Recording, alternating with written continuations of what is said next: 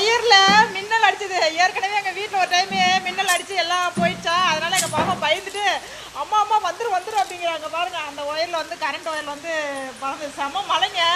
நல்லா கிளைமேட் சூப்பராக இருக்குது, நல்லா காற்றடிக்குது.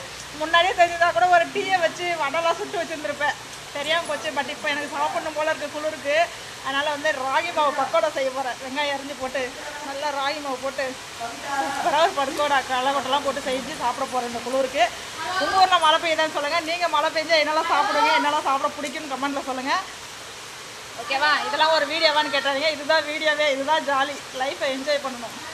இப்படிலாம் சூப்பராக மழை பெய்யுது பாருங்கள். உங்கள் ஊரில் மழை பெய்யுதான்னு கமெண்ட்டில் சொல்லுங்கள். செம்ம மழைங்க. பாய். பாருங்க, இந்த இடத்துல அந்த ஜன்னலில் வந்து ஒரு போல்டு கலந்துருக்கும் போல். இன்றைக்கி தான் ஃபஸ்ட் டைம் அதுலேருந்து தண்ணி வலியுது. தண்ணி பூரா வீட்டுக்குள்ளேயே ஊற்றுதுங்க பாருங்கள்.